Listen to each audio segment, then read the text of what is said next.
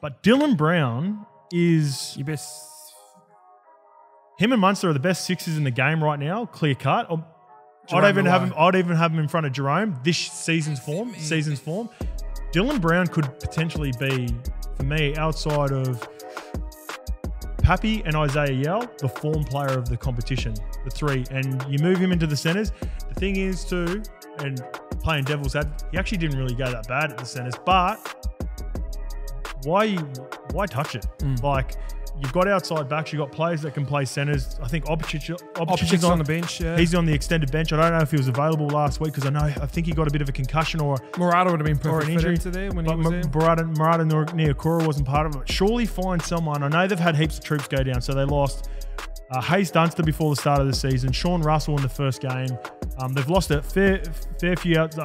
Sivo's the obvious one who's not a part of the team. But moving Dill to centres is just a bit of a confusing one for me, because I just think you don't undo that spine. You've got outside of they've got the third best spine in the competition outside of Melbourne and Penrith.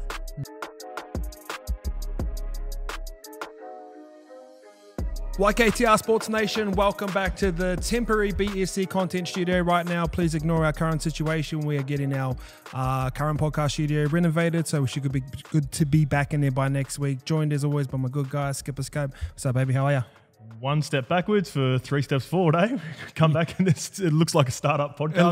It looks. It's a bit of a vibe. It looks like you've reached out to a couple of people. Where the new people that you've reached out to.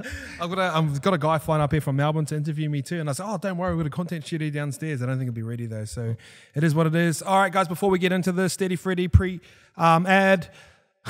Get 50% off the code YKTR15 for a better fucking world. Boys, on the show, we speak about champions a lot and try and pick who comes first. But in the bedroom, champions do not come first. Steady Freddy is a doctor-formulated delay spray that helps you guys last longer in bed. As we all probably need that, including you, Skip. Yeah, no, I've been all right all late. I've been smacking the Steady Freddy, so I'm all good now, baby. All right, guys, if you do want to get into this, go check it out, steadyfreddy.com. Use our code YKTR15 for 15% off your first order. I repeat, steadyfreddy.com and use the code YKTR15. All right, footy's back. 4 of the best, going to roll straight in. Fozzie amongst the several players to come out and back Morgan Harper after getting dropped from the Talakai clinic. Obviously, you've been sort of not calling for this, but you've sort of identified a weakness within the Manly backline. What's your thoughts on this?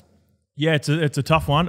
Jacko lobbed that in there without me having a look this morning. But yeah, look, I've always said, I know that he got dusted defensively, but I've always thought we're sort of lacking a bit of strike outside centres. I spoke to the boys before. They love, again, despite what happened on the weekend, how defensively sound Morgan Harper and Brad Parker are. They're just reliable first graders, and they've the cord getting stuck there.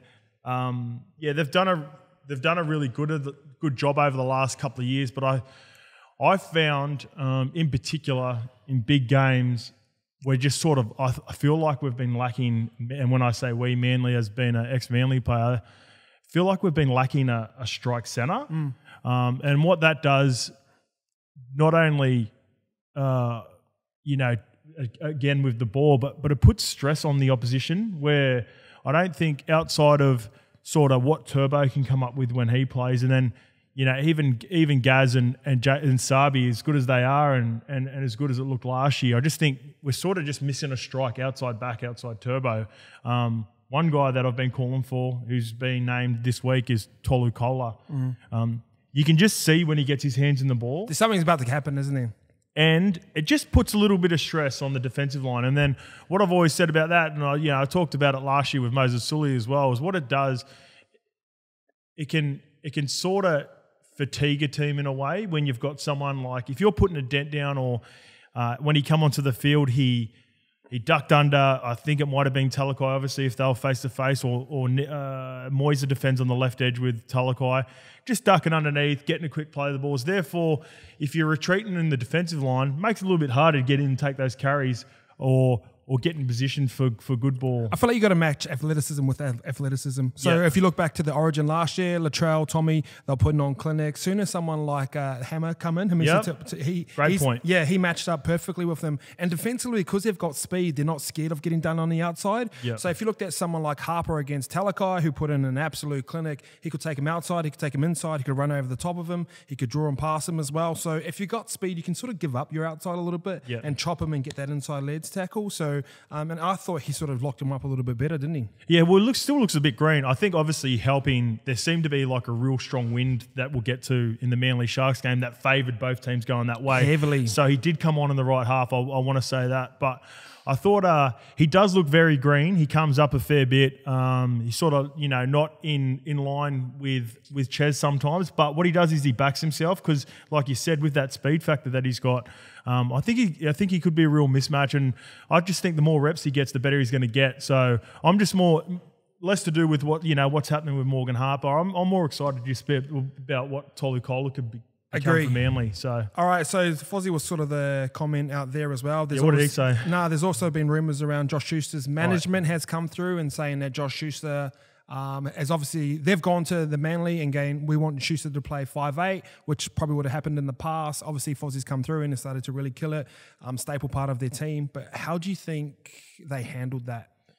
Manly have always been pretty good at, like, within the playing group, knuckling down. There's been rumours around Manly for fucking years, like even before my time. Despite, being around the boys as well, despite what gets said, it's always been like a clicky, get on with your business sort of vibe. But like, despite, no matter what happens, whether it be what's reported or whether it be true or, whether it be false, Manly have always been good at just putting that at the back and playing footy. So I think it's important. Speaking of Shuey, like he's named in the extended squad this week, Josh Schuster. So I'm excited to see if he can get back and come back and play some good footy for us. He'll start off, like I said, this year in particular. I'm before the Andrew Davey injury, who was looking pretty good outside Fozzie. I was hoping he would sort of just ease his way into it, come off the bench and play that Fletty Mateo role. It's a bit like Fletty, back in the day. Fletty was in the same predicament where he was so skillful, bro. He could easily play 6. I don't know if Fletty really wanted to play 6. I think it helps out the engine. Yeah, playing that one spot wider, you get more control. You get your hands on the ball, but also it saves you. Like we keep going back to it defensively as well. It saves you a little bit of energy. So maybe that's something that he wants to do, but. I've spoken to Joshy on the podcast and then even away from the podcast, and the amount of respect that he's got for Kieran Foran and the amount of respect Fozzie's got for him, I don't see it as a problem moving forward. It's a good problem to have moving forward for the club. Fighting for positions. Fozzie's coming off contract this year. He's playing really good footy the last 18 months. I'm happy for him. Josh Schuster was unreal, our rookie of the year last year. So it's good signs, it's good competition. Yeah, I just don't like the way their management has handled it. And obviously, I've always had an issue with player management. And the guy who's a prime example, who's also from Manly DCE, if he had his time over again with the maturity that he has right now, I don't think he goes through that contract situation the same way, where they drag it out through the media, they try and get public pressure or public attention to get what they want. I just kind of don't like that style of it. And I think it makes, and I know Josh Schuster's a really great guy, and like you said, he's got the ultimate respect for Fozzie, but just the way that sometimes management handles it to get their way, I don't really like it as well. Yeah, so what's the big difference when it comes to management? Yeah, so if Schuster plays 6 compared to back row, he's going to make more money. So then that goes back to the management. Management make more on their percentage. So I'm not saying, but that's just how it is. Started doing a bit of research into Crown Sports, and these are their players as well that they've got on. So they're sponsored by, they're managed by Crown Sports, a guy named Mario Tartak. I think I'm saying that right. Yep. Current Manly players he's got: Josh Schuster, Sabi, Olakawatu, Fainu, Manasi, and his little brother, and Alec Tuatavaki. Has he debuted yet? Nah, he's a new one. So got a fair bit of bird gang. So this has kind of got me the Isaac Moses vibe, where when you start to control some of the best players, like Olakawatu is probably going to need some more money soon, probably pushing on the door for Origin. Jason Saab was one of the leading try scorers last year as well. So he's got these cards in his deck right now where he can start to push the narrative against someone like Manly. And we've seen it in the past. We've seen it with Isaac Moses. Obviously, he's not in the game anymore. But at the time, one time at Brisbane, he had like 12 or 13 players. So they start to do these like bully tactics. Once you're holding all the cards in poker, you can dictate terms as well. So I'm not saying, I think Josh Schuster's a great guy. I think he's happy to play 5'8" outside Fozzie. I think his education playing outside a great 5'8" like Fozzie is going to help him become a better 5'8" eventually. Yep. But I just don't like the timing of it. Like, you're coming off an injury, get back in the team first. And like, just the way they're pushing the narrative through the media always feels yuck to me. Yeah, for sure. I've never actually heard of these guys before. Like, yeah, me neither. So, Damien Cook, Josh Adokar. They've got some solid players in there. But yeah, like you said, there's always been a bit of a conflict of interest when you've got multiple players at the same club. The thing is, whether it's Crown or other management companies, it happens. It happens. So you just got to know that, these sort of conversations happen, and it may be unfair to some players in certain situations, but you got to understand this is why we always say it's a business. So when things come out, like maybe the next story that we're talking about, when you're in a power position, you take advantage of every fucking position that you got. You segued for me, KP. Officially done deal, staying at Newcastle Knights. What do you think of the press conference with the old man sitting next to him? Giggle. I don't mind it. Yeah. Giggle. I heard people saying, why is he getting a press conference when it's just a contract extension? I think times have changed right now, and I think KP's kind of a big deal, and he's a big deal to that town. Why not have a press conference? Oh, fucking oath. Like, I remember, I think maybe Cooper Cronk come out and had a press conference about leaving Melbourne, and that copped a fair bit of hate as well. But, I just thought... Andre KP's dad calling Dean Ritchie Bullfrog was a giggle.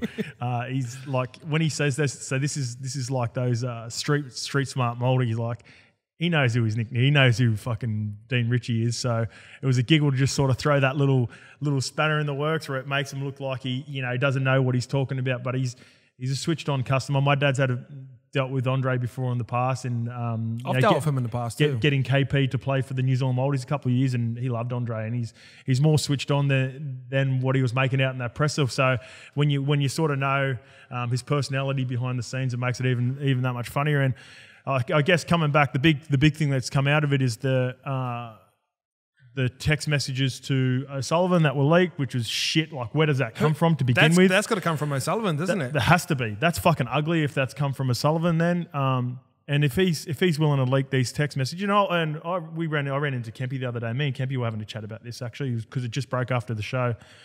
And you bring up an example. So obviously he might not have been given the heads up before KP come out and had the presser and announced that he's going to stay at the Knights, but I had this again. I always refer back to like what I know. We played in the NRL. There were conversations. I'm not even going to name the clubs, but there were conversations in 2012 when I was off contract and I was ended up at Manly, and I was supposed to be going to another club, and we were all set. I'm excited. I probably got a bit too leery. Started carrying on like I was going to that club, and next time I spoke to my management, they go, "Oh, Manly are keen," and I was like, "Oh yeah, so what happened to, fuck it, it was Melbourne. I spoke about it before. What happened to Melbourne?" And he goes... Was that Sullivan down there too, eh? Yeah, it was... I don't think I dealt with a Sullivan anyway, but like the purpose, and this is not to shade on Melbourne or whatever, but this happens all the time. This happens at different clubs. Melbourne just weren't keen anymore because they end up signing a couple other players. But I didn't, I had conversations with people at the club, and then this is also at 2010 when I come off contract, like... Clubs just decide that, all right, we can find another player in another position, and then that's the way they go. So when the shoe's on the other foot, you can't complain when a player is deciding between two teams, especially because that generally happens. It doesn't happen to players like KP. It happens to guys like me, yourself, who are middle tier players to minimum wage sort of players who are sort of fighting for NRL contracts. You might speak to your management, you think you've got a deal done, and then he goes, "Oh, I like Manly." I'm like, fuck, where did Manly come from? And sometimes you can hear players hear it through the media. Sometimes they don't hear it from the admin. They're like, "Oh, who'd you getting released?" What? Yeah, so and like I said, it's not to bash the clubs because this is what happens, but when the shoe's on the other foot, whatever. Yeah, Peter Sullivan's done now. I feel like that's super slimy, especially if you're a recruitment manager. Yeah. And he's just signed his son, hasn't he?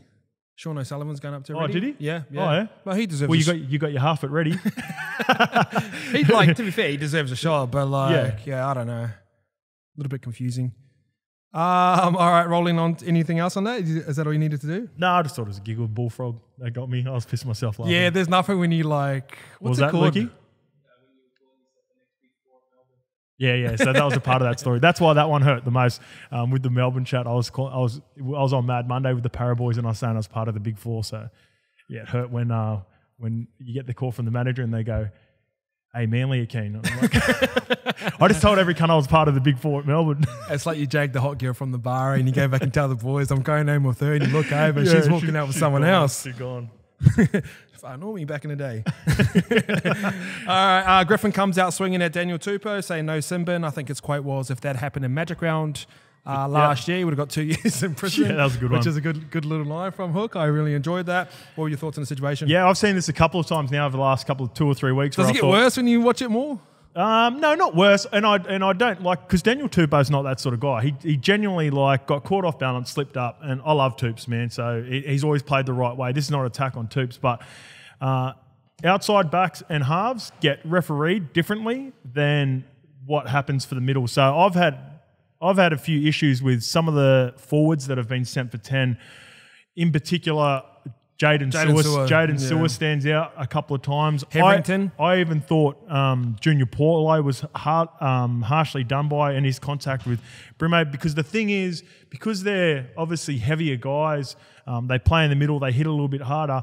Some of these players have actually been hitting, I believe, in the chest, and there's actually been the force has come from whiplash rather than the actual contact to the head. Whereas, Daniel Tupou doesn't have that force that, Junior Paulo does. He's 7'3". He sort of just lobs it out there, but it's clear contact to the neck and head area.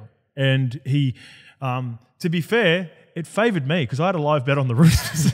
So I didn't want him to get sent off, but it was clear. It was 10 in the bin. It was a tenner. And I think, Hook has a genuine reason to be pissed off because it's cost him twice, I believe, in maybe not winning, back to back. Maybe not winning, but it's cost them a crucial parts of contest in their games earlier in the year. And I think, for sure, referees need to rule it the same across the board. So I'd prefer to lean, just say that one was clear for me, actually, Tupou to come off, but I would prefer other guys not to be sent off for ones that are a little bit more 50-50. The rule should just be black and white. Like if he hits him across the chin. On the first point of contact, that should be the real way. Not like 1-2. Sometimes there are those ones where it hits him in the shoulder and it slides up.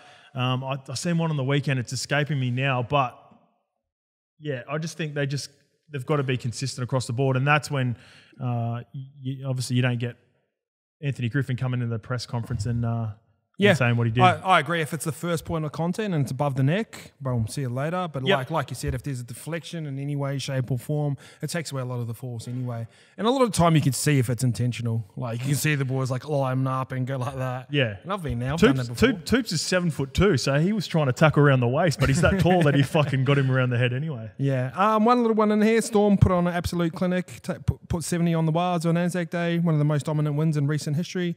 How pretty are Melbourne to watch right now? Yeah. I think just this is where the class of the top franchises show out now. You'll find that it's round 6, 7, 8. Round 7, rolling into round 8, when teams are starting to get tired, fatigue setting in, that juice that you get at the start of the season starting to go away. So this is where, if you've got a strong system, if you know where you're going, if you know what your structures are, it's going to shine out. Despite the scoreline, I'm not discouraged by the Warriors. I'm not going to get discouraged for the Warriors. The Warriors have been ripping in for the first 7 weeks. It was an ugly performance. It was nothing could go right for them at one point, and they just come up against the perfect storm. So I'm not going to get too low on the Warriors. For me, it's just typical Melbourne. It shows that the culture, the structures that they've got in place already, and a few other teams that we'll mention as we get into the game. They don't let off, do they? They just keep scoring and scoring. Like, when you get to 50, there's a lot of times you can sort of pull back. They just keep going bang, bang, bang. It's fucking ruthless. You know what's, like, impressive to see too? Like, I think they'd scored 50 and they got a couple of penalties back-to-back, and just the brains trust coming in together.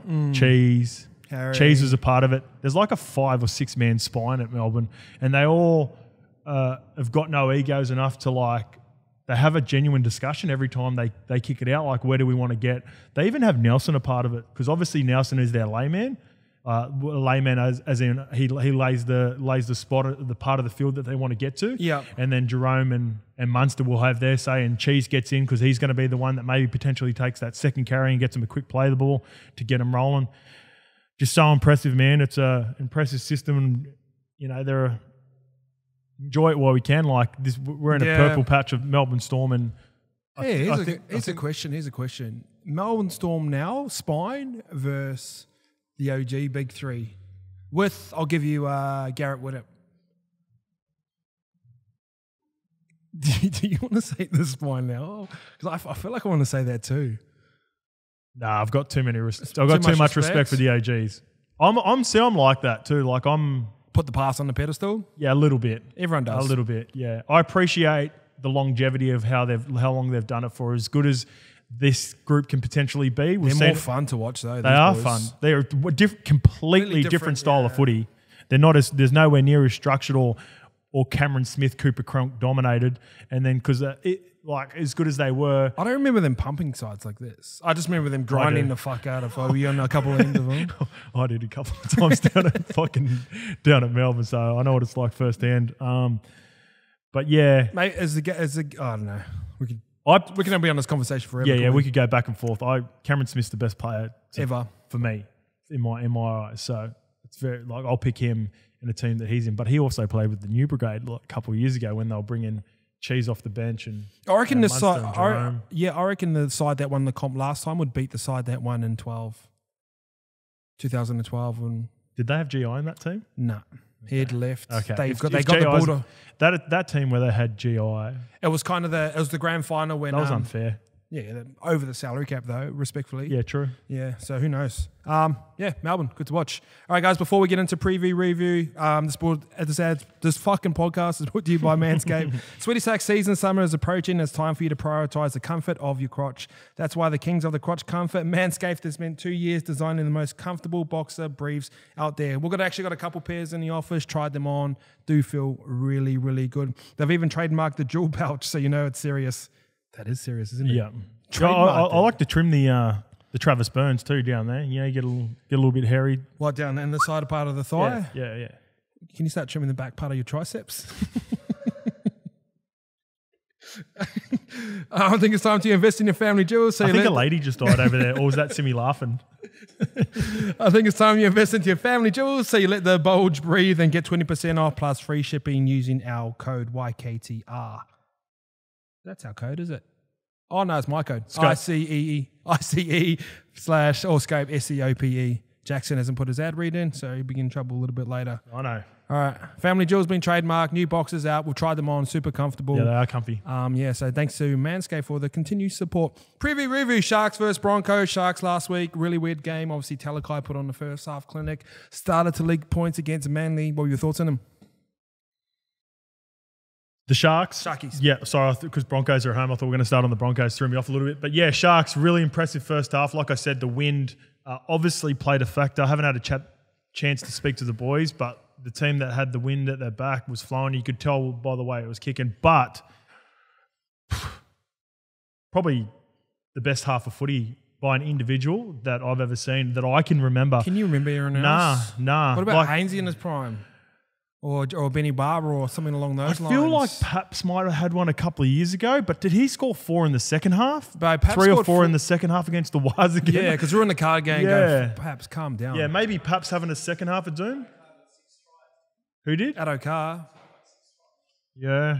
I think it's a little bit different when you're centre than a winger. On the wing, because you're getting the ball fit. Lukey brought up Addo-Carr scoring maybe a brace of 5 or a bit above, but when it's the way that Talakai was like striking fear into that right edge, and they were just completely lost about how they were going to try to defend it. They were backing off. They were trying to use the sideline. I think is obviously, and I can say it now, but as I was watching, I was like, why are they backing off? I don't think Manly get enough control in the middle, so they've got to stay tight. Which then made it really tough. I don't think Sabi helped Morgan Harper out too by sort of staying out and not really taking anyone. Yeah.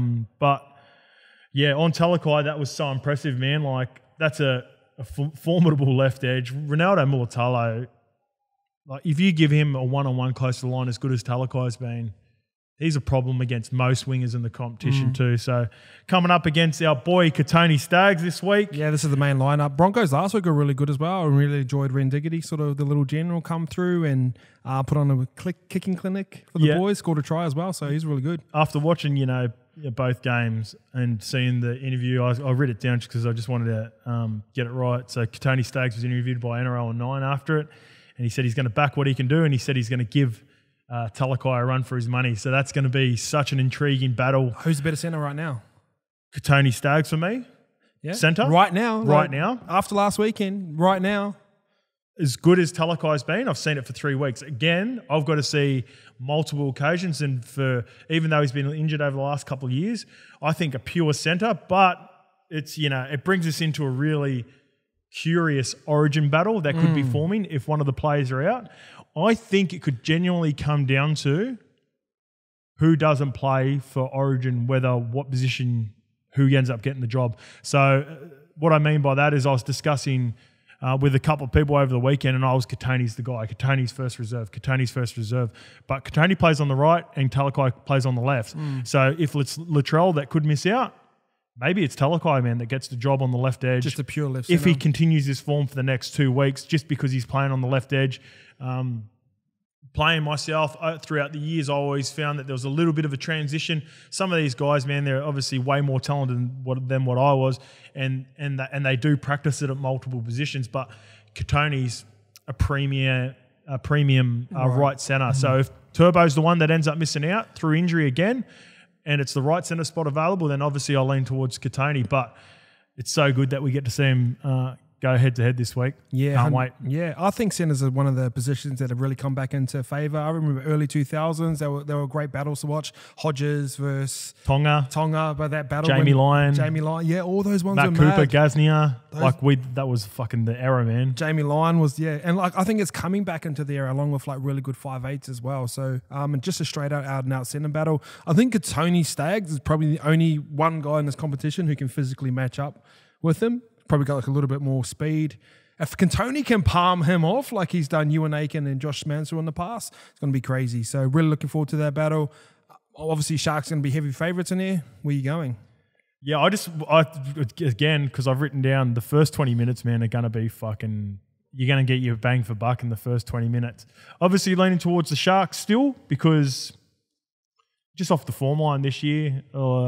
But I think... They're about that, eh? They're a serious side this year. Yeah, I think the Broncos at home will definitely turn up. Thursday night. One player I wanted to highlight as well before we move on is the addition of Tyson Gamble for his first game on the weekend. He's just got that niggle, man. And I'm telling you, that niggle in this day and age, when we watch whatever sports we watch, you got a guy like that. Pat Beverley. Playing it. Oh, yeah, I'm thinking Pat Beverley and Jose Alvarado lately in the NBA, just players that can get under your skin. And it doesn't affect their game as well. That's a really important part. And Billy Walters is that good swingman. If he's still in the team, I believe he's playing 14. Or he's at 9. He's at 9 and Corey Pax is going to stay at the 14. There you go. So Billy Walters can play 9. He played a lot of 9 at the Tigers as well. I like Tyson Gamble being back in there, man, and he plays on the same side as Katoni, so he doesn't overcomplicate things. He lets it rip to him. And he gets into people in defence, and people don't like him. And it reminds me, there's a couple of Josh Reynolds, bro, 2.0. I used to fucking hate playing that dude. Nice dude, don't get me wrong, great guy. His nickname's Grub. He's a fucking legend off the field. I've had beers with him a couple of times, but once you get on the field, he was fucking that annoying. And I can see a lot of that in the Tyson Gamble, and he really brings the personality out on that right edge with Jordan Ricky and Katoni Staggs. Josh Maguire was another guy like that as well. I used to hate him so much on the field. And obviously Corey played with him at the Bronx, and we were out for beers one time, and he goes, Moose is going to come for a beer. And I was sitting there going, nah.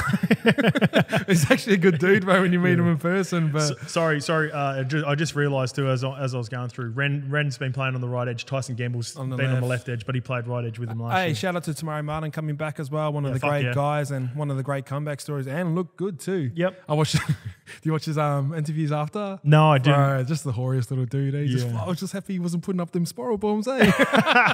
It's so good to watch. But he's silky, man. Yeah. He is silky. Like aside from it, he's been good, bro. He's well loved by players that have played with him, which is really important too.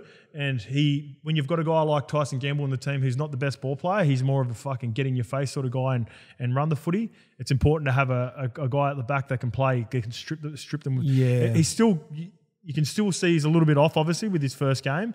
But he'll be better for the run this week. Fuck yeah. 2 or 3 weeks, you'll see the best of Tamari Martin at the back. And it's almost like the Scott Drinkwater conversation where we got someone who's coming in through the back who can actually strip a 3-on-2. It adds another string to your bow as well. I'm going for the Sharks against the Broncos. It's going to be a great Thursday night game. You know what? I'm going to go the Broncos. Oh, yeah? Yeah, fuck it. You're not putting any money on that, mister. I'm back this week. All right, guys, Titans versus Panthers. Titans performance last week. The Broncos worked for you too last week. The Dogs. Anyway, we'll get to that tomorrow. Titans performance last week. Man, I think they're in trouble. Do you agree? So a few of the things that I wrote down, they seem to be focusing around the same thing. So I read the Titans' attack and lack of polish leads to fatigue and D. And I said once the Titans lose faith in the power game, they look to shift and they're just not that team. We talked about it a couple of weeks ago, in the last couple of weeks leading forward to the games.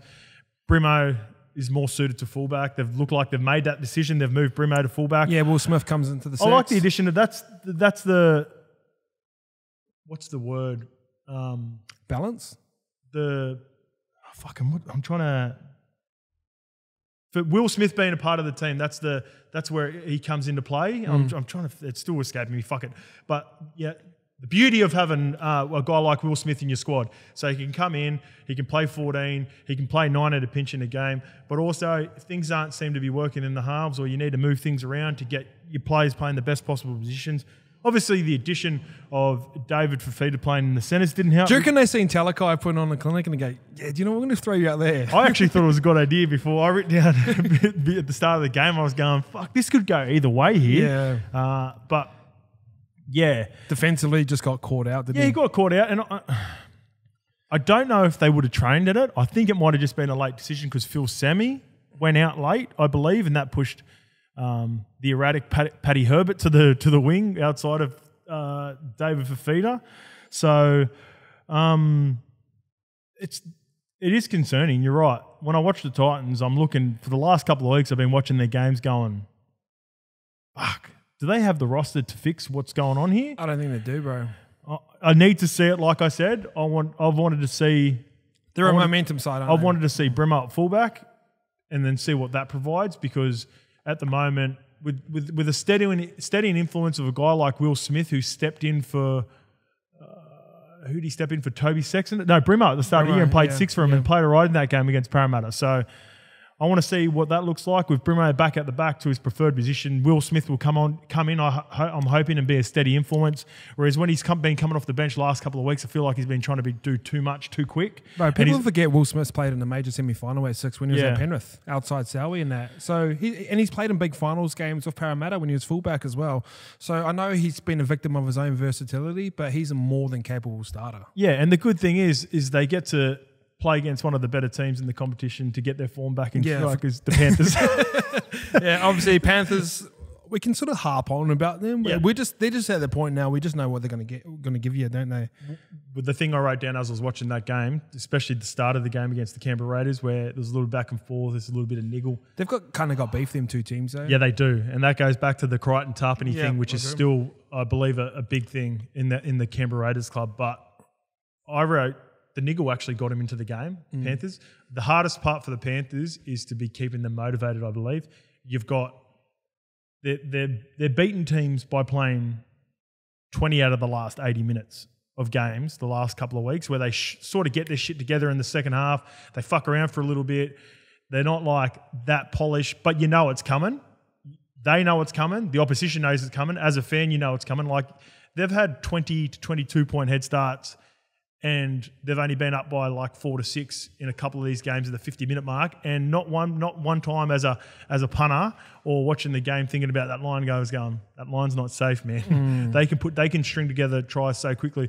And then obviously you got the boys that are going to be playing Origin, probably going to have 6 to 7 guys playing Origin easily. So when I think about the Panthers right now, I think about the Bellamy effect at the Melbourne Storm. keeping those guys motivated, making sure the role players are ready to go, bringing that energy when the players, as good as they are, they're going to take a little dip, because I've played with players before that have gone into Origin and about a week or two out, they start thinking about Origin. I believe they don't come out and say it, but naturally I think you can see it in the training sessions. They want to get through with no bumps and bruises. They want to make sure they're 100%, especially when club form's going so good. Like they're fucking 7-0, 8-0 Panthers. There's nothing really that they, at Penrith training, that they'd be worried about in terms of like, fuck, we need to go 100 at training today. They want to be a little bit reserved, so it's up to Ivan to really keep them motivated over the next couple of weeks. Does it keep them motivated by resting them and taking them out for a couple of games? I don't think that's an issue anymore. I remember that used to be looked down and frowned upon. I don't think Ivan sort of thinks like that. No. I think once they play Origin, I think he'll rest most of those boys because they've got the backup for it. Yeah, for sure. Roster management's so important. You look at a guy like I asked you a little bit about him. I didn't know much about him. Sonny Luke, that come off the bench, 26 years old. Guys like that'll be a part of the roster. They'll get their chance. Fuck, like I asked you about him. You played with him back in the day. We kind of just trained against him because I was still like a little bit younger. It's basically the NRL side now. Used to be the 16s and 18s side. And like we used to do a pose against him. And like, normally when first grade goes up against, like you can strip him and shit like that. It would maybe win by 1 or 2 tries. And it wasn't always full contact. But they had enough about them. They're like, shit, this guy's going to be a problem. Now they're the fucking best side in the comp. Yeah, so you plug and play. But he was good. Like he was good, bro. He was a like standout junior. I just didn't think he was big enough at the time.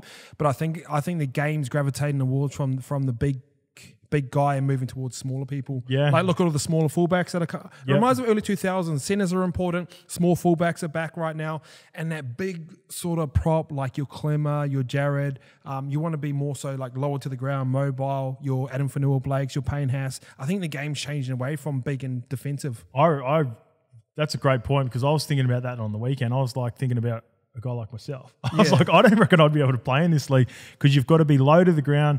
When you fucking, there's a lot of one-on-one battles where you got to, win with contact, get a quick play of the ball across the board, man. You're right.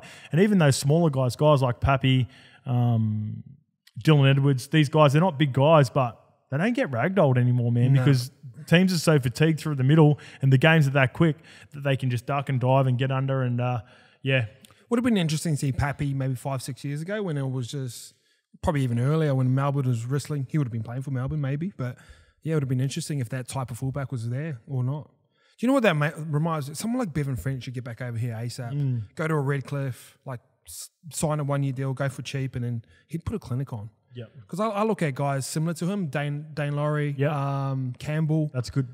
Dane Laurie's a really good one. I think he's more talented than both. I think he's more talented than both of them. And passing and running, I think he's quicker. I think he balances. I think he steps and he's nice and balanced through the hips. I think he'd be perfect back here. Yeah, good chat. All right, where were we? Penrith going to win. Yeah, by 50. 50? Do they have that 50 in them? Like, Melbourne got that's where that's what you're talking about? Yeah, that's what I'm talking about. So they might fuck around for the first half and just be up by a try or two at halftime and then really kick on. 50's big. 30, 40. Yeah. The line will come out. I think they're $1.9 or whatever, so it's about right. All right, South versus Manly. Really looking forward to this game. South's performance last week, obviously going down against the West Tigers. West Tigers come to play. What were your thoughts on Souths?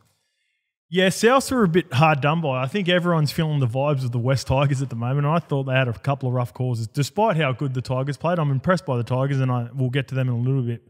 Thought the Rabbitohs got done with a couple of fucking ugly calls that were real momentum builders, but at the end of the day, they weren't good enough to sort of fight back. Remember we talked about it? I said that crowd, they're going to get a good crowd to that game, and the Tigers just seem to be feeding off it.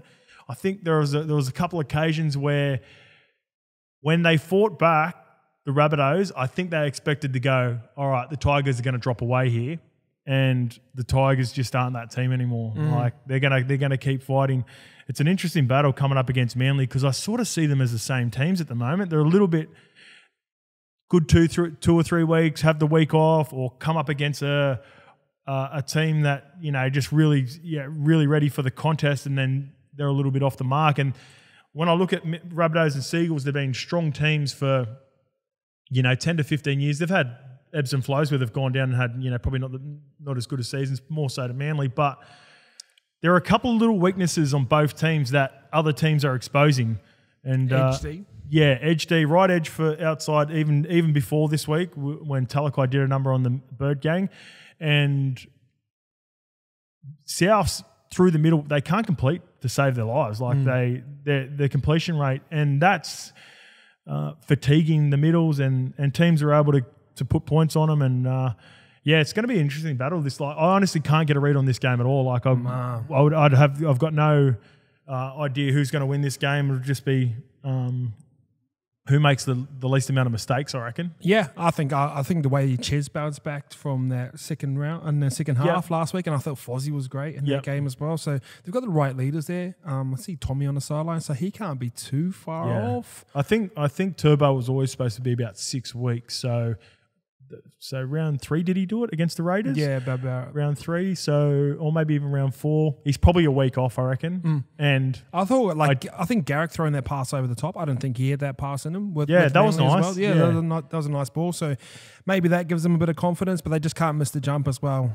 Senna, I think Marty Tapau and Kepi return as well. So it's going to stiffen up their middles. They've been dropping like flies, Manly. So actually, we're looking forward to this game. Going to be a fucking toss of the coin, but I reckon Manly might get him. Obviously, the strong left edge. I think this is going to be a really conservative game played by both. I think they're both going to try really build themselves. None of them play. They don't play conservative styles. They of football. did when they won those couple of games against Newcastle in particular.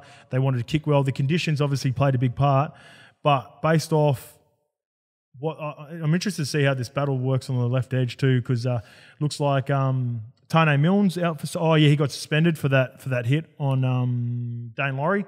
So Isaiah Tass comes on. He'll probably play left. 2 rookies are going to go head to head against each other. So this will be a good battle. Tolu Kola versus Isaiah Tass, and it's going to come that way. Winner. Either team by under 6. I reckon it's going to come down to a field goal penalty. Pick a winner.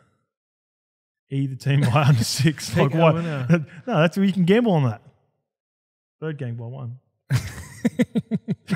All right, Wars versus Raiders. Both teams got pumped last week. We'll start with the Wars. Obviously, like you said a little bit earlier, just come up against the perfect storm. How do they get better? We'll start there. Well, poor Eddie Kossi had the fucking he had the weekend of doom. I feel sorry for him, man. Like at the end of the day, he's paid NRL play. He's got to come up with those plays. But the one in particular where Savi scores the 3rd or 4th try, where he's just having a little sneak over the right shoulder to see where Coates. Did I say Sabi? I meant Coates. Xavier Coates is coming up the right, and Coates sneaks up the left. Poor fella had a real bad game. Like most Warriors players, but like I said, they've been really. I thought they've been really controlled apart from that game to start the season. So I hope they don't get too down on themselves. It'll be one of those games where there's no video to be done, and that it's all about getting the boys in the right frame of mind. On the piss, maybe not the piss. It's a quick turnaround. They played on Monday. They've got to play on Saturday. Probably too much for a quick turnaround in these day and age. Yeah. These things come into calculation when they talk about it. But if they play a little bit later, there we go. Perfect. They've got the bye next week. Boys, rip in this week. Let's have a good performance. Team room. There'll be fucking room full of piss for the boys. That's the sort of mindset. That's enough to beat the Raiders, I reckon. Fucking hope that's enough to beat the Raiders, because the Raiders aren't impressive. Like the Raiders are the sort of, they would be probably, despite what happened to.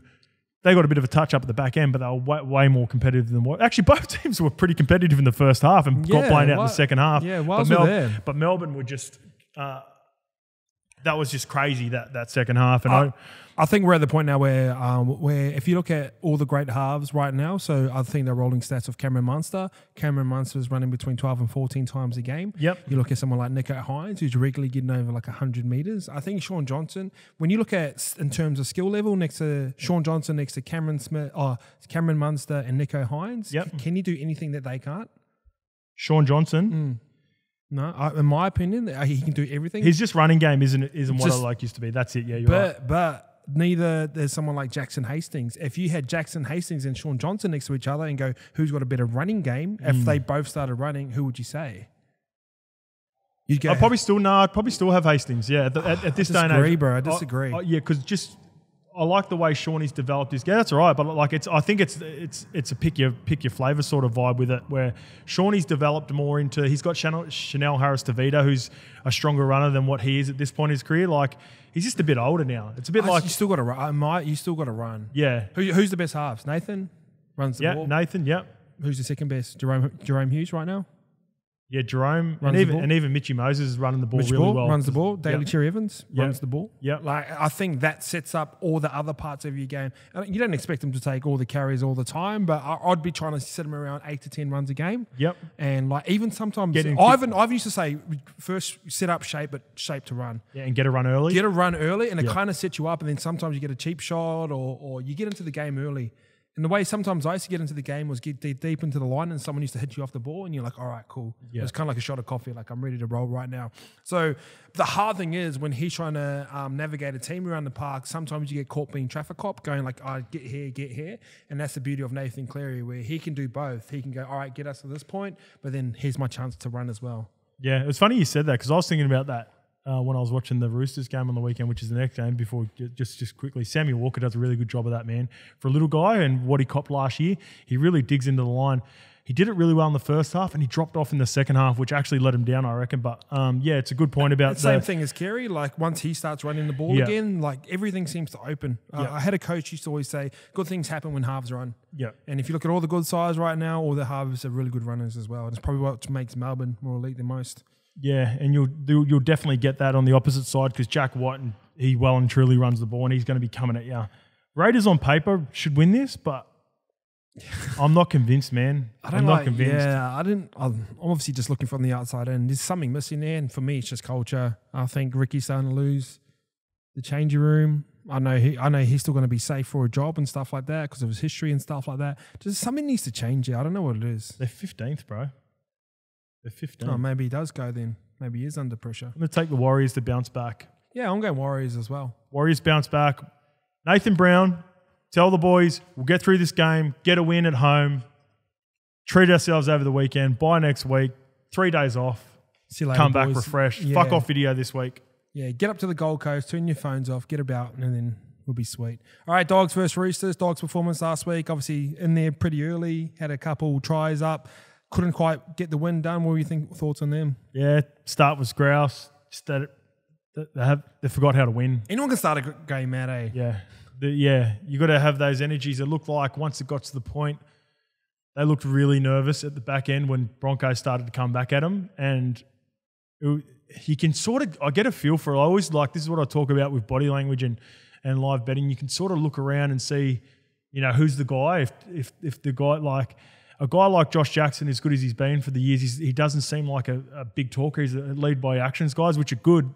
They generally suit teams that are a little bit better and got more ball dominant halves and direct you around the field halves. Well, like when I look at that team, respectfully to Fox, like Fox is that guy that brings that energy, but fuck man, he's on the wing. Like it's that.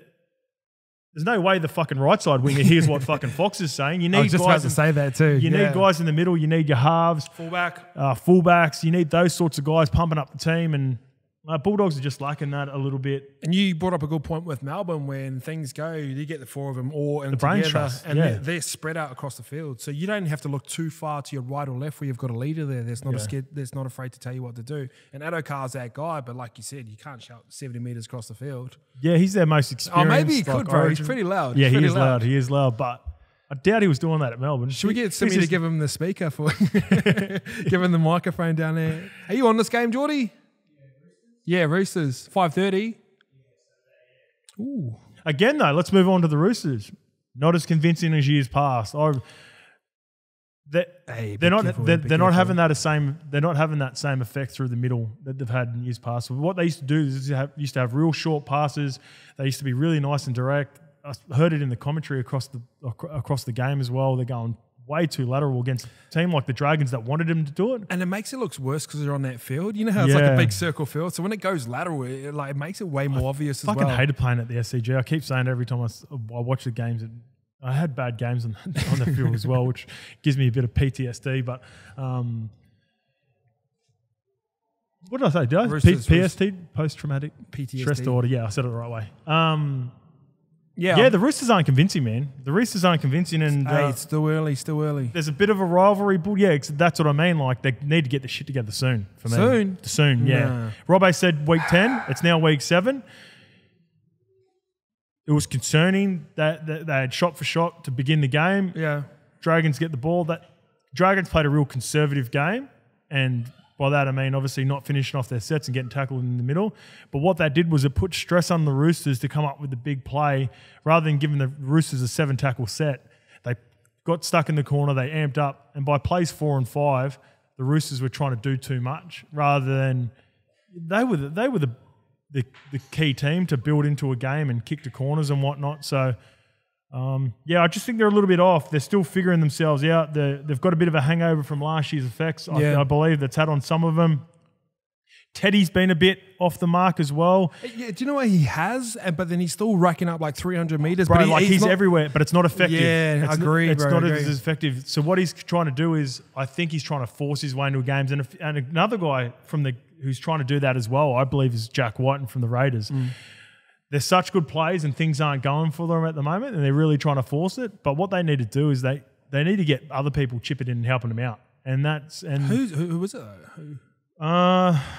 Well, the decision to bring Radley and Hargraves off the bench didn't obviously start well for him. I know in hindsight it doesn't look good, but fuck, man, Rads needs to be starting every game. It's like when Rabbitohs brought Cameron Murray off the bench against the Melbourne Storm and got dusted in the first part of that contest. There you go. Bro, when I watch their attack, like you see, like I need to do a shape video as well soon. So like the attack that they're doing now, we used to go block. That doesn't work anymore. It's more like the double forwards there out the back, and then they just do that little 2 pass. Everyone's just sweeping, eh? Yeah, everyone sweeps now, and then it presses that block shape a little bit wide, and then they start to square up. And if you watch the Sharks, they do it the best. If you watch Melbourne, they started as well. So Nico's brought that over as well. Yeah, they're still trying to go block, and you just like the defense is too good now. Yeah. So you need that extra little pass, and it's only like 5 or 6 meters, and then it's a change of pace that gets you a little bit wider, and then you start to strip them. And it's usually the tunnel ball as well. Yeah. The tunnel ball has been fucking massive this year. It's been nice. Once you get that one-on-one, they're just not. And when they do run that shape,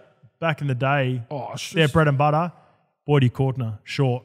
Like Toops is nice. Tupanua can run that left little out ball. He can run the down ball. Do you know who's been just like Angus Crichton, who once Boyd left, he's like, all right, this is the next big fish that comes through and takes over the tank.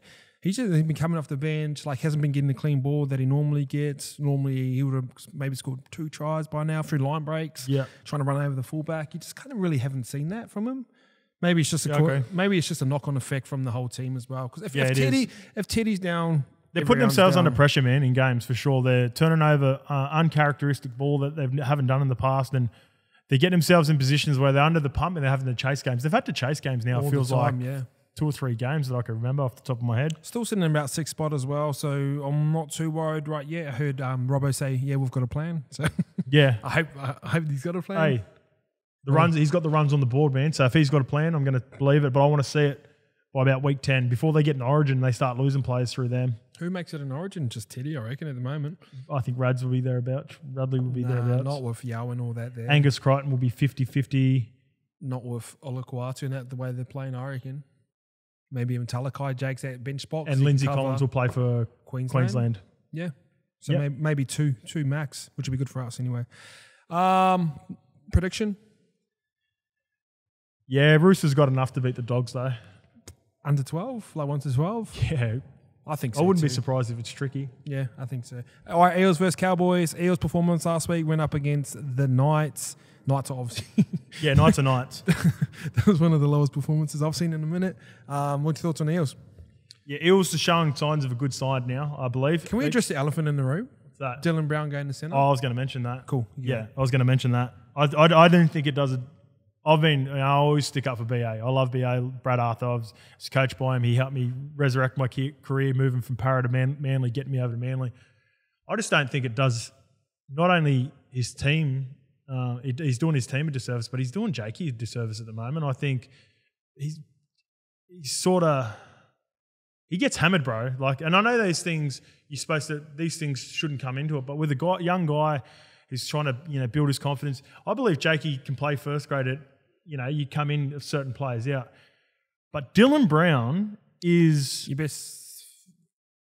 him and Munster are the best sixes in the game right now, clear cut. Jerome I'd even Luai. have him in front of Jerome this season's form. Dylan Brown could potentially be, for me, outside of Pappy and Isaiah Yell, the form player of the competition, the three. And you move him into the centres. The thing is too, and playing devil's advocate, he actually didn't really go that bad at the centres, but why touch it? Like, you've got outside backs, you've got players that can play centres. I think Optic's on the bench. Yeah. He's on the extended bench. I don't know if he was available last week because I think he got a bit of a concussion or Murata would have been or an perfect fit injury into there when he was there. Murata Niokura wasn't part of it. Surely find someone. I know they've had heaps of troops go down, so they lost Hayes Dunster before the start of the season, Sean Russell in the first game. They've lost a fair few out. Sivo's the obvious one who's not a part of the team. When's he back? But moving Dill to centres is just a bit of a confusing one for me because I just think you don't undo that spine. You've got outside of they've got the third best spine in the competition outside of Melbourne and Penrith. And if you're gonna trouble those teams at the back end of the season, or they've shown in the past that they can fucking go toe to toe with Melbourne. They haven't shown it against Penrith. You need as many reps as you can at the level that they're playing at because Mitchell Moses and Dylan Brown are playing at a high click right now. They're fucking running the ball really well. They're playing instinctively. Gutho's always thereabouts. Reed Marnie just keeps getting better and better with every game that he plays. Don't fuck with that combination for me. I don't mean to be disrespectful to Jakey. I think Jakey's still developing. He's still green. He's got to grow into that body. He's going to be a first grader. He'll be all right. And the more reps he gets under guys like Dylan Brown and Mitch and Moses, where he comes in and plays in that position if one of them's out. Don't move around one of those players for me to accommodate him in that team. Yeah, Find yourself an outside back or even when you got your best player who's a 5'8" as well. Only time you move him is to a more valuable position. Yeah. And only time I can see someone happening to that is Cameron Munster if he goes to fullback. That's a good point. That's the only position you can change your best 5'8" to is fullback. Or no, that's it. That's strictly That's it. Yeah. Not wider. And you don't go in. You don't go out. You go back. Yeah. Fucking if you go back because you control, then that gives them the position to get the ball, their hands on the ball even more. So, impressive though. Impressive from the Eels because. Despite, they come up against a Tigers team that they were expected to beat. Knights. No, Tigers the week before. Oh, yeah. And they bounced back. Yeah. They didn't let that affect them. I said it last week, I wasn't worried about this Eels team. They're a different team. Junior Paulo comes back in. Junior Paulo's the heart of that team. There are so many good players across the board. They've got the core in place, man. Like when you look at Melbourne, you look at a spine, but I talked about the extended spine of like Brendan Smith and even Nelson. Nelson being a part of a bit of a brains trust when they decide where to get to what part of the field that they get to.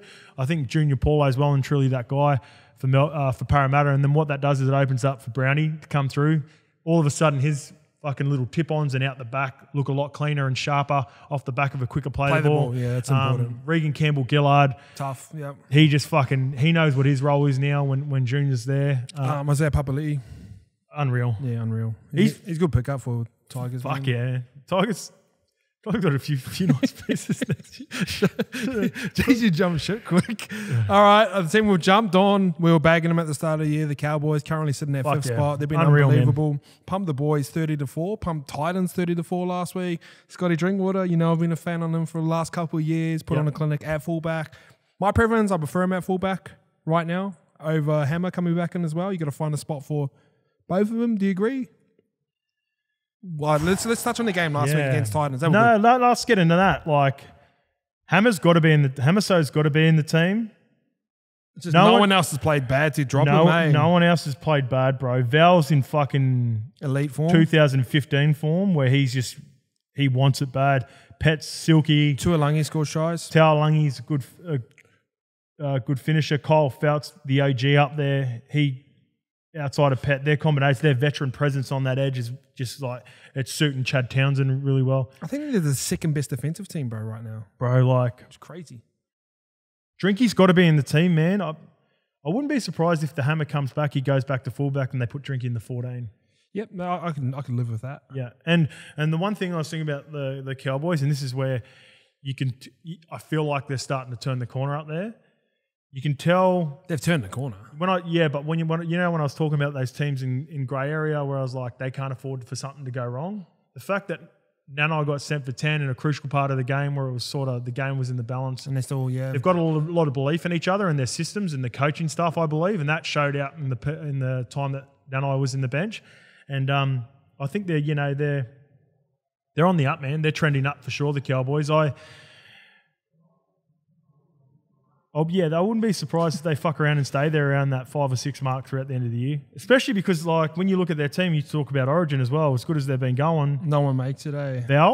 Val makes it for sure. And Hammer, maybe. Val and Hammer. No one else has even a chance of playing Origin unless there's like a shitload of injuries where a guy like Kyle Felt's come in and played at certain times. Winning matters, doesn't it? Remember we used to look at this team at the start of the year and we were going, these guys have literally got no chance. We looked at their uniforms.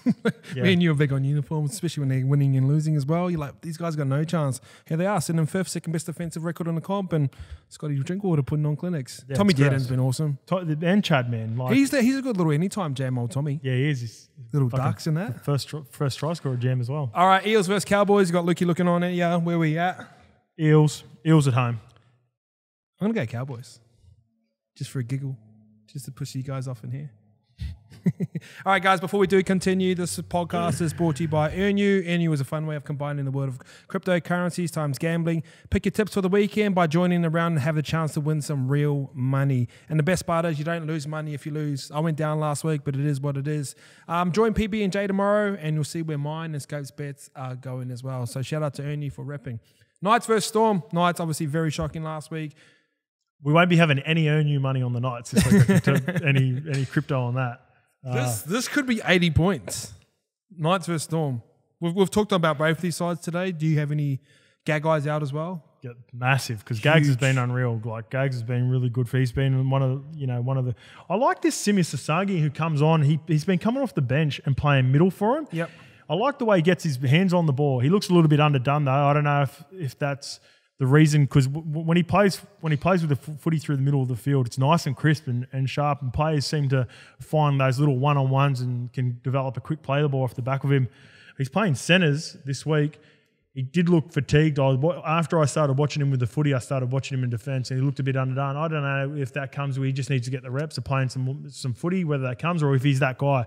Maybe he's just that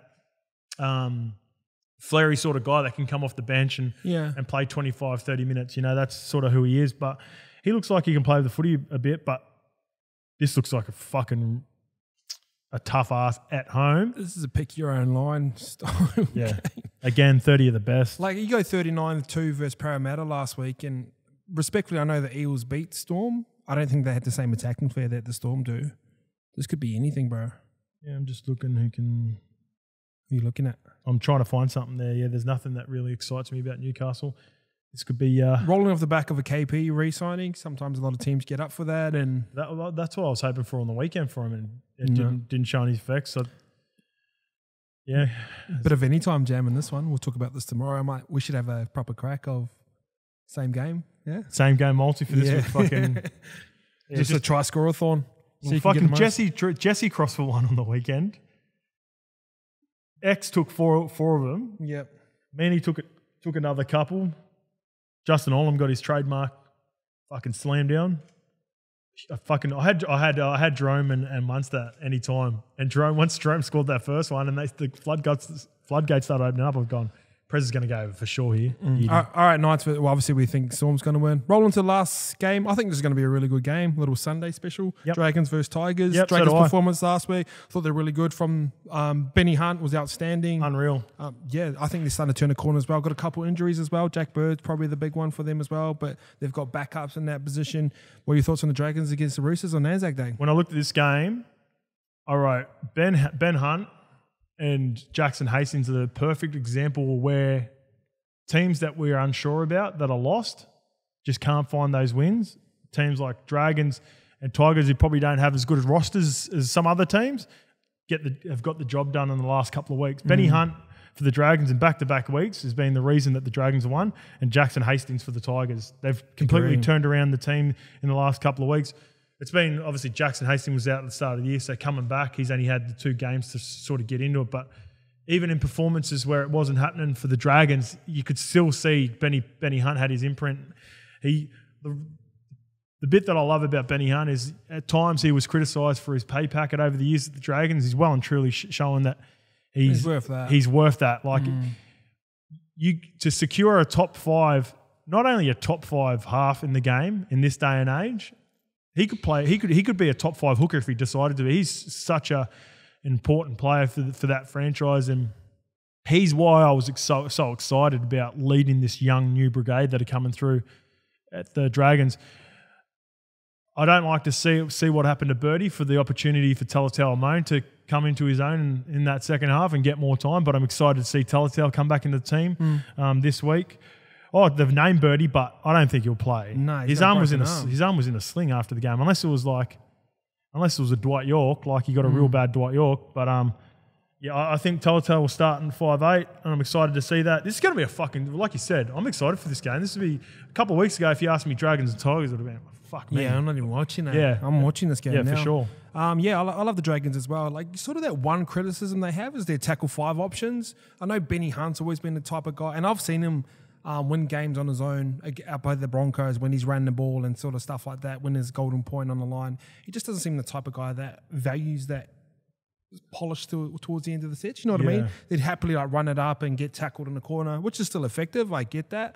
But you sort of lose that chance at a repeat set. You kind of put all your eggs into one basket and sort of back your D to get it out of them as well. So I think it's once they start playing those better sides and they're more than happy to turn away one set of attack, you need to get that repeat sets. You don't really see Dragons getting repeat sets, do you? Yeah. You know, speaking of repeat sets, you know who's going to decide this game? Repeat sets. Ravalawa versus Mamalo. Ravalawa versus Mamalo. Those two boys, like... It's a rock-off. Bro, it's a rock-off what's going to happen in this game. Look, Tigers, and this is respectfully as well, they've got to stop kicking to Ken Mamalo, bro. He just he doesn't come down with any they should be doing what the Dragons are doing to Ken Mamalo down the short side, giving him the ball, giving him a little one-on-one, and he can fucking either knock over someone or get tackled right in the side. Like he hasn't been coming down with a few of their efforts as well, but Ken Mamalo versus Ravalawa, bro, it's the rocks and diamonds of doom over on that edge. So it's gonna be a giggle. Something's gonna happen on that edge for sure. As a non-Dragons fan, it's a bit of a giggle watching Ravalawa sometimes. He's dropped him off the kickoff on that, bro. It'll be a hard game plan to kick to him because you're like, all right, kick to Ravalawa, we're going to get an error.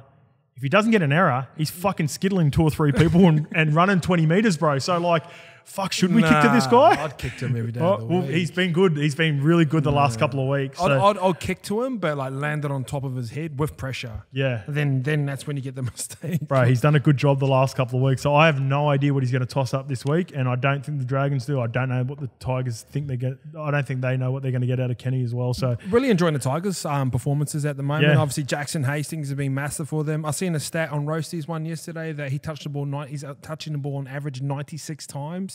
The next person behind was about 30 touches behind. Oh, fuck. So someone like Nathan Cleary touches the ball around 60. Nathan Cleary, Nico Hines, 59, 60. Jackson Hastings, maybe 96 or something. Yeah. And I wrote on there, it becomes a little bit predictable and everyone's coming in. If they can see it coming, the better teams will pick it up. He's only been back in for 2 weeks. And the reason why it'll become predictable when you're on defense, you look up and you see Jackson Hastings over there. You know the ball's going that way. So you can have your fullback come into the line and it pushes everyone to look a little bit wider, can dominate that defense and then read their attack. But they've been good. Yeah, I think in this system, like even just, I'm thinking as you're talking about those stats as I go on, I think the beauty of it though, he's not overcomplicating it. So it's despite how many touches he's getting, I've seen a couple of times where a couple of the plays that they like to do, we used to call a double tiger freshie where they skip across, dummy inside, they've got a lead runner, someone out the back. If it's not on for him, and I've seen a couple of times where they've rushed him because like you're talking about, where they know the shape's coming, he's happy to drop it off. He's dropped it off to Zane Musgrove and even, what's his name, Thomas McKaylee, who comes off the bench for him as well. The boys, everyone knows that they're aware that even if the shape's not on, he won't overcomplicate it. He'll drop someone and then they'll have a crack again on the next one. And then I think Luke Brooks is well and truly he's the X factor. He's got the license to call. He's got that hot call. So despite the shape, everything's running through Jackson Hastings. If he wants the ball, he gets the ball, which is, I think, the beauty of the shape. Yeah, shout out to the little lookalike, Luke Brooks, putting on a little bit of a I clinic. get that all the time, bro. People message me all the time, go, man, I'm getting fucking heavy ice vibes when I watch it. I said, bro, yeah, he gets that all the time and he loves it. Shout out to Luke Brooks. So, like, he's always been a really steady football, like Yeah, really good football player. He just wasn't the one. Like, he's the 1B. We always talk about 1A, 1B. He's the perfect 1B, and I think he's showing that right now. So, yeah, who gets it done? Dragons at home. I'll go Tigers. I'll back the boys. All right, guys, thanks for tuning in. Please like, please comment, please subscribe. See you guys later.